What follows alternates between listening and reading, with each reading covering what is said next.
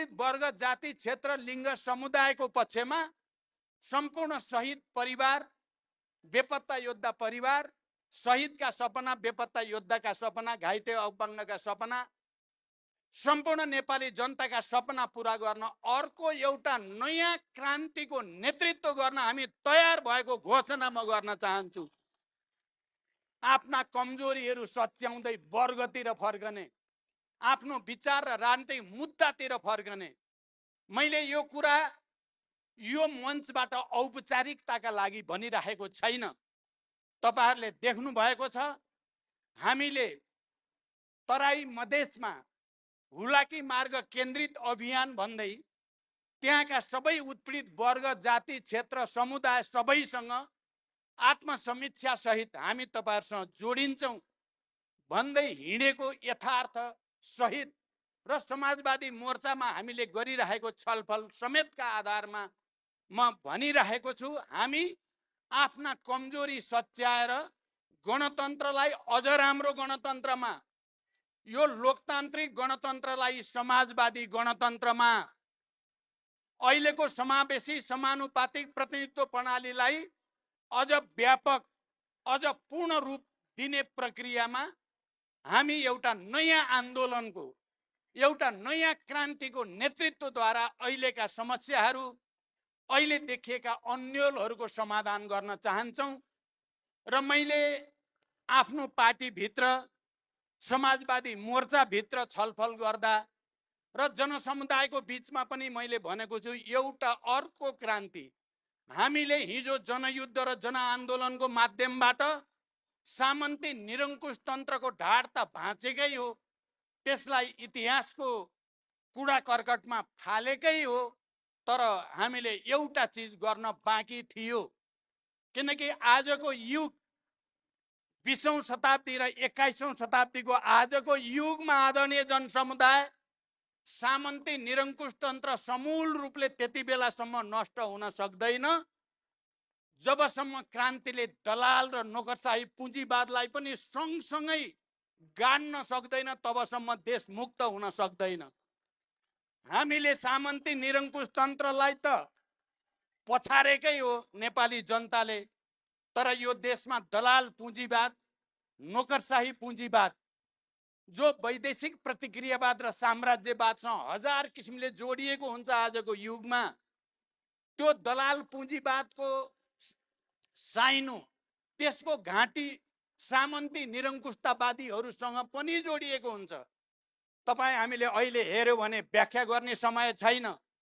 तपाईँ चाहे संयुक्त राज्य अमेरिकाको अहिलेको चुनाव र त्यसको परिणाम हेर्नुहोस्, या युरोपमा भएका थुप्रै देशका चुनाव र परिणाम हेर्नुहोस्, या अन्यत्र हेर्नुहोस्, हिजोको तथाकथित उदार पुँजीवाद भन्नेहरू अहिले अन्धराष्ट्रवादतिर र एकदम संकीर्ण निरङ्कुश तन्त्रतिर जाने ट्रेन्ड विश्वभरि देखा परेको छ। र नेपालका सामन्ती तत्त्वहरू पनि तिनै अन्तर्राष्ट्रिय प्रतिक्रियावादसँग घाँटी जोडेर तिनीहरूको सहयोग लिएर नेपाली जनताका विरुद्ध, नेपालको लोकतान्त्रिक आन्दोलनका विरुद्ध दलालहरूलाई, नोकरशाहहरूलाई पक्ष पोषण गर्ने र यो देशलाई पनि एउटा अन्धराष्ट्रवादी, अतिवादी देशमा बदल्ने दुस्साहस गर्दैछन्।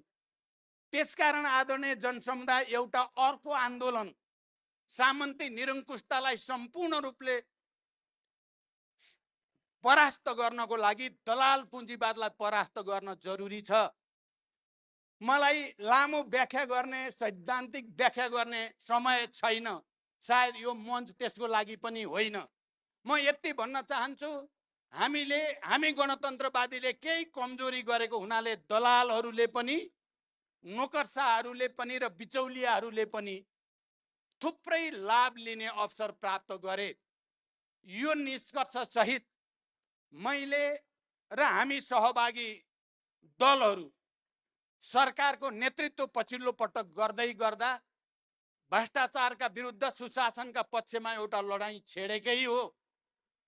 हामीले सामाजिक विभेदका विरुद्ध सामाजिक न्यायका पक्षमा, यो देशका सबै उत्पीडित वर्ग समुदायका पक्षमा चाहे त्यो मिटर ब्याजको कुरा होस्, चाहे त्यो नागरिकताको समस्या कुरा होस्, चाहे त्यो सामाजिक सुरक्षासँग सम्बन्धित कुरा होस्, हामीले केही रेकर्ड बनाउन खोजेकै हो। सबभन्दा ठुलो कुरो भ्रष्टाचारका विरुद्ध हामीले एउटा अभियान चलायौं जसले दलालहरूको स्वार्थमा प्रहार गर्यो। आदरणीय जनसमुदाय, म गम्भीर कुरा यहाँहरूसँग अपिल गर्दैछु, दलाल पुँजीपतिहरूको र तिनका बिचौलियाहरूको स्वार्थमा प्रहार गर्यो। तिनीहरूको सेटिङ रातारात अरबौं कमाउने खेल मैले 3 चोटि प्रधानमन्त्री हुँदा जो देखेँ, यो खेल भत्काउनै पर्छ भन्ने सङ्कल्प सहित यो षड्यन्त्र र यो सेटिङ 2-4 जनाले नेपाली जनताको रगत पसिना चुसेर अरबौं रातारात कमाउने सेटिङवाला खेल म एउटा कम्युनिस्ट नेता हुनुको नाताले, गणतन्त्रवादी नेता हुनुको नाताले, हजारौं शहीदहरू हाम्रो नेतृत्व अन्तर्गत बलिदान गरेको र त्यसको जिम्मेवारी भएको नाताले पनि मैले र हाम्रो पार्टीले, हाम्रो सरकारले यो पटक भ्रष्टाचारीका विरुद्ध, चाहे त्यो राजनीतिक दलसँग सम्बन्धित भ्रष्टाचारी होस्, चाहे त्यो कर्मचारी तन्त्रभित्रको भ्रष्टाचारी होस्, चाहे त्यो भूमाफिया होस्, राज्यको र जनताको सम्पत्ति व्यक्तिका नाममा गरेर करोडौं अरबौं कमाउनेहरू हुन्, चाहे ती बिचौलिया हुन्, त्यो सेटिङ भत्काउन खोजेकै हो र यही खोजे बापत नै ती सबै तत्त्वहरू मिलेर हामीलाई तथाकथित सङ्ख्याको बलमा सरकारबाट बाहिर जान बाध्य पारे। मैले सदनमा विश्वासको मत लिँदै गर्दा भनेको तपाईहरू सबैले सुन्नु भएकै छ। म त्यतापट्टि पनि अहिले समय लिन चाहन्न।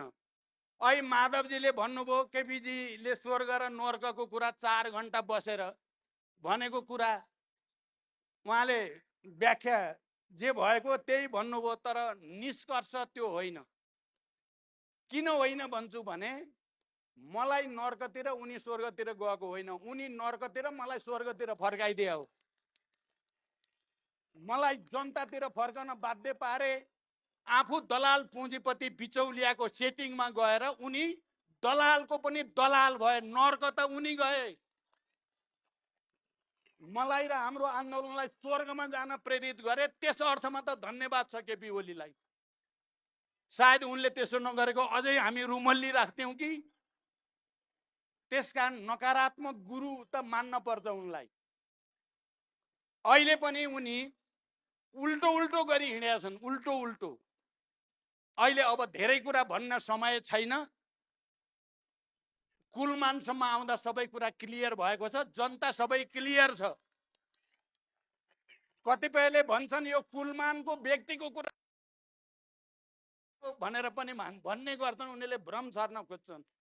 यो सवाल कुलमान व्यक्तिको होइन, सुशासन र कुशासनको हो।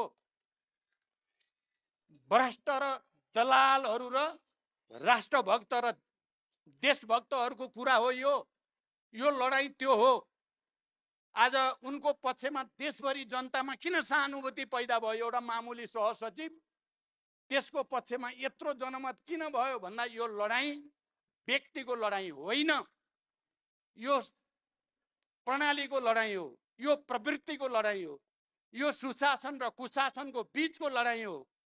म अझै पनि गणतन्त्रमा सँगै हिँडेका, शान्ति सम्झौतामा सँगै हिँडेका ती दलहरूलाई एकचोटि छातीमा हात राखेर आफ्ना गल्ती कमजोरीको समीक्षा गर्न म आग्रह गर्न चाहन्छु। तपाईहरू गणतन्त्रवादी हुनुहुन्छ त अब तपाईहरू त गणतन्त्रको मर्म, लोकतन्त्रको मूल्य मान्यताका विपरीत दलालहरू र बिचौलियाको हितका निम्ति काम गर्ने चुत्थो दलालका दलाल बन्नु भएको छ, विचार गर्नु भएको छ। म यो मञ्चबाट तपाईहरुलाई फेरि पनि एकचोटि आत्मसमीक्षा गर्न, हामी कहाँ पुगियो, किन जनतामा यति धेरै असन्तुष्टि, यति धेरै विरोध, आक्रोश पैदा भइराखेको छ भन्ने कुराको समीक्षा गर्न र आफूलाई जनतातिर फर्काउन, लोकतान्त्रिक मूल्यतिर फर्काउन अझै पनि, किनकि तपाईहरू हिजोका संविधान सभा र गणतन्त्रका सहयात्री हुनुको नाताले हामीले अहिलेसम्म तपाईहरूलाई खबरदारी मात्रै भनेका छौँ। यदि तपाईहरूले यसै गरी उल्टो दिशा हिँड्दै गर्ने हो भने सामन्ती, निरङ्कुश र दलालहरूका विरुद्धको नयाँ क्रान्तिले तपाईहरूलाई पनि बढारेर लान्छ। हेक्का गर्नु होला, होस गर्नु होला। यो म कुनै आवेगमा भनेको छैन, इतिहासको तथ्य यही नै हो। तपाईहरू जनतातिर फर्किनु भएन, आफ्नो आत्मसमीक्षा गर्नु भएन र बिचौलियाका 2-4 करोड 2-4 अरबको पछि दौडिराख्नु भयो भने तपाईहरूको हविगत पनि सामन्ती, निरङ्कुशतावादीहरू, तानाशाहहरू, दलालहरू जस्तै अबको क्रान्तिको तारो तपाईहरू पनि हुनुहुन्छ। हाम्रो चाहना छ तपाईहरूका विरुद्ध तीर सोझ्याउन नपरोस्। तपाईहरूले गणतान्त्रिक मूल्य मान्यता अनुसार अगाडि आउने र इमान्दारिता साथ राष्ट्र र जनताको पक्षमा, गणतन्त्रको पक्षमा, यो देशका उत्पीडित वर्ग, जाति, क्षेत्र, समुदायको पक्षमा लड्ने हाम्रो मोर्चासँग सहकार्य गर्न आउनुहोस् आत्मालोचना सहित। यदि तपाईँ आउने जस्तो त देखिएको छैन।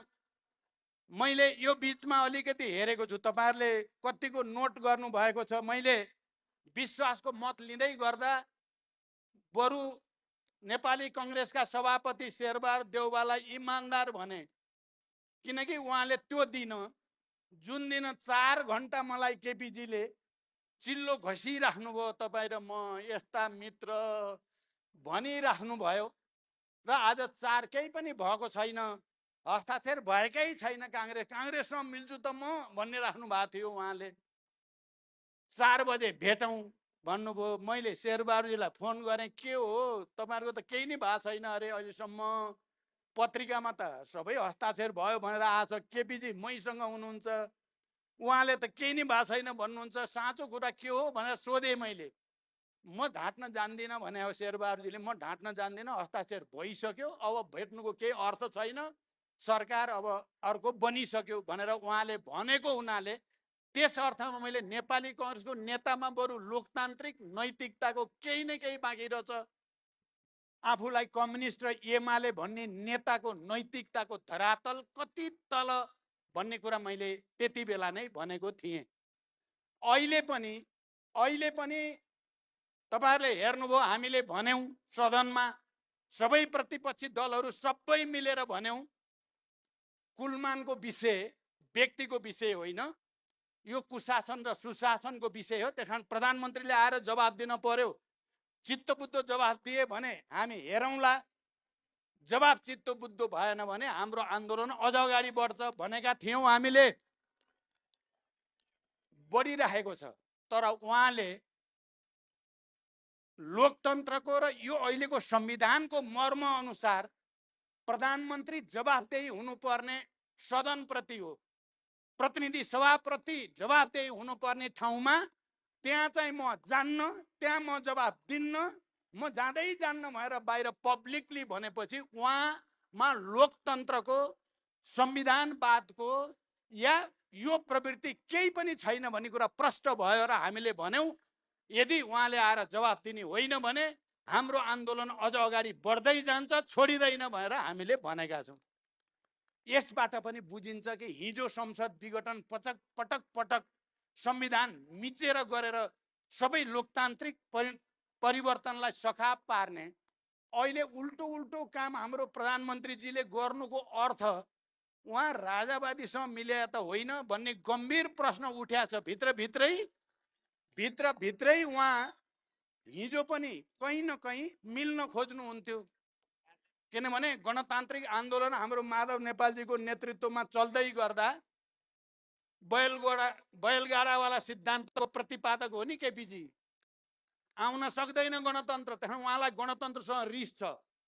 उहाँले यो गणतन्त्र भनेपछि माओवादी देख्नुहुन्छ, माओवादी भनेपछि प्रचण्ड देख्नुहुन्छ, त्यसपछि कसरी सखाप पार्ने भन्ने बाहेक उहाँको दिमागमा छैन। त्यसो अहिले उल्टो काम गर्दैछ त राजावादीलाई फाइदा हुने भयो, त्यो त होइन प्रश्न छ। त्यो कुरा उहाँले पुष्टि गर्न सक्नुपर्छ। उहाँ गणतन्त्रवादी नै हो भन्ने कुरा पुष्टि गर्नको लागि उहाँले प्रतिनिधि सभालाई सम्मान गर्नुपर्छ, सम्पूर्ण प्रतिपक्षको आवाजहरूलाई सम्मान गर्नुपर्छ अनि सदनमा आएर जवाफ दिनुपर्छ। तर दिने लक्षण छैन, उहाँको अहङ्कारले त्यो दिँदैन। यस्तै अहङ्कारले चिजहरू बिग्रिरहेको छ। खैर जे होस्, आदरणीय जनसमुदाय, अब म दुई तीनटा कुरा भनेर टुङ्ग्याउन चाहन्छु। पहिलो कुरा, अहिले एउटा चलिरहेछ संविधान संशोधनको कुरा। एमाले र कङ्ग्रेसको बिचमा उहाँहरूले सम्झौता गर्दै गर्दा त्यो काङ्ग्रेस र एमालेको बिचमा सम्झौता कसले गरायो, कसको घरमा भयो, कति बजे भयो भन्ने नेपाली जनतालाई थाहा भइसकेको छ। दलालहरूको घरमा भयो, बिचौलियाहरूले भूमिका खेले र उनीहरूकै अनुसार रातको अँध्यारोमा 12 बजे भएको हो भन्ने सबैलाई थाहा छ। यो सबै लोकतान्त्रिक मान्यता विपरीत हो भन्ने कुरा पनि नेपाली जनतालाई थाहा भएकै छ। र उहाँले त्यति बेला संविधान संशोधनको निकै ठुलो कुरा गर्नुभयो, हामी मिलेर संविधान संशोधन गर्ने। साँच्चै उहाँहरू संविधान संशोधन गर्ने हो कि भनेर पनि एकछिन मानिसहरूलाई लाग्यो। तर पछि प्रधानमन्त्री आफैले क्लियर गरिदिनु भयो, होइन यो 87 भन्दा अगाडि संशोधन हुनै सक्दैन भनिदिएपछि त्यो नौटङ्की थियो, नाटक थियो भन्ने कुरा एकचोटि फेरि उहाँले नै प्रमाणित गरिदिनु भयो। म चाहिँ के भन्न चाहन्छु भने पक्कै पनि हाम्रो संविधान कार्यान्वयनमा केही त्रुटि भएका छन्, त्यो त्रुटि सच्याउनु छ। र संविधान स्वयंको बारेमा हामीले 72 मा संविधान निर्माण गरेर घोषणा गर्दै गर्दा 10 वर्षपछि यसको विहङ्गम विस्तृत समीक्षा गरिनेछ भनिएको थियो। 10 वर्ष पुग्दैछ। अब संविधान संशोधन अगाडि संविधानको बारेमा सबै राजनीतिक शक्तिहरूको बिचमा विस्तृत रूपमा बहस हुन पर्यो, छलफल हुन पर्यो, समीक्षा हुन पर्यो। कहाँ कमी छ, कहाँ त्रुटि छ, कहाँ कार्यान्वयन भयो, कहाँ कार्यान्वयन भएन, कहाँ किन भएन भन्ने कुराको विस्तारपूर्वक समीक्षा गरेपछि मात्रै संविधान संशोधन गर्नुपर्छ। र संविधान संशोधन यो देशका सबै उत्पीडित वर्ग, जाति, क्षेत्र, लिङ्ग, समुदायको अधिकार खोज्नलाई होइन, उनीहरूको अधिकार थप्नलाई मात्रै संविधान संशोधन हुन सक्छ। लोकतान्त्रिक मूल्य मान्यतालाई कमजोर पार्न होइन, लोकतन्त्रलाई सुदृढ गर्न मात्रै संशोधन हुन सक्छ। आर्थिक विकास र समृद्धिको निम्ति एउटा नयाँ खाका प्रस्तुत गर्ने हिसाबले चाहिँ संशोधन हुनुपर्दछ। मलाई व्याख्या गर्ने समय भएन, त्यसकारण म आज यो ऐतिहासिक सभामा, यो ऐतिहासिक मञ्चबाट तपाईँ आदरणीय जनसमुदायसँग अपिल गर्न चाहन्छु। हामी हाम्रो कमजोरी पनि सच्याउन चाहन्छौँ, संविधानमा भएका कमी कमजोरी पनि सच्याउन चाहन्छौँ र यो देशमा सार्वभौम भइसकेका, रैतीबाट नागरिक भएका र सार्वभौम अधिकार सम्पन्न भएका नेपाली जनतालाई रैती बनाउने कुनै पनि दुस्साहस सफल हुने छैन, सफल हुन दिइने छैन, सफल हुन दिइने छैन। मेरो यो भनाइलाई सामान्य एउटा व्यक्तिले बोलेको नठानियोस्। यो एउटा आन्दोलन हो। ती हजारौं शहीदहरूको सपना हो, यो हजारौं बेपत्ता योद्धाहरूको सपना हो। त्यसकारण त मैले भनेको छु, म 70+ भए पनि एउटा अर्को क्रान्तिको नेतृत्व गरेर माथि जान चाहन्छु। म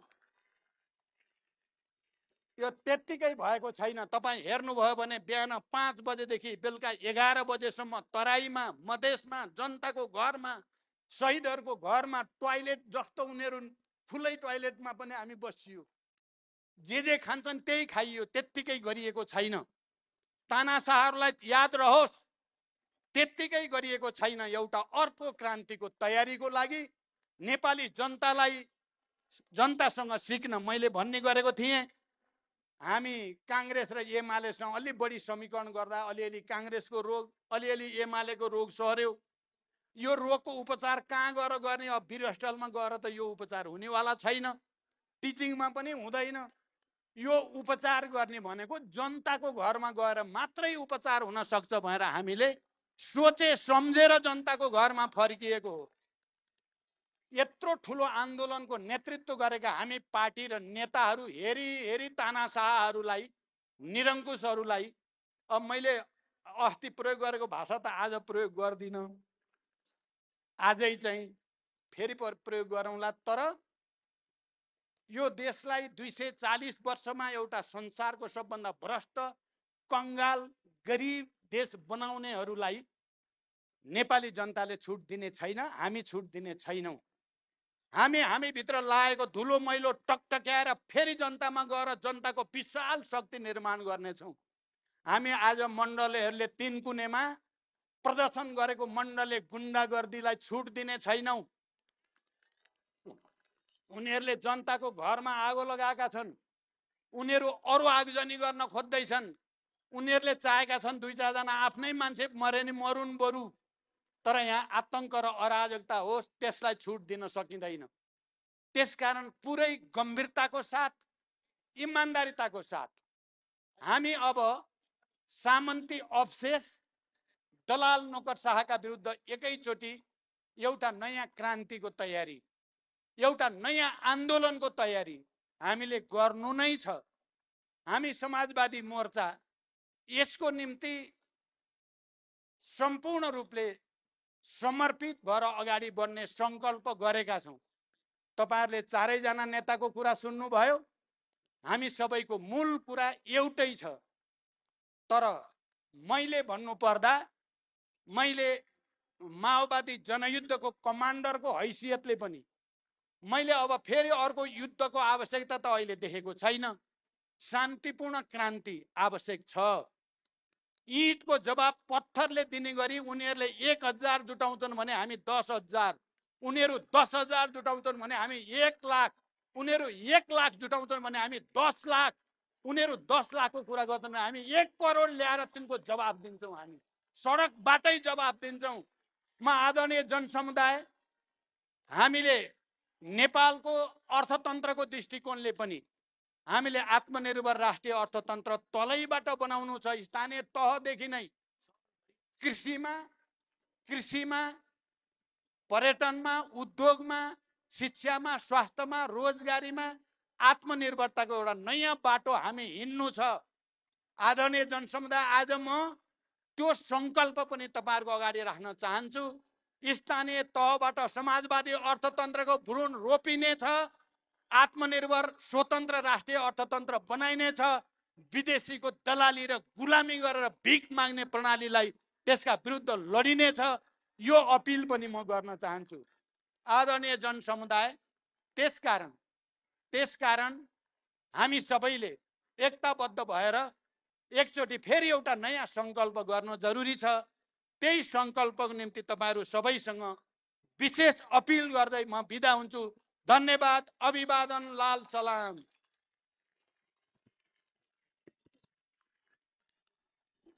दिवसिका यो के भयो त? चल्ने रहेछ कि नै? यही ठिक हो।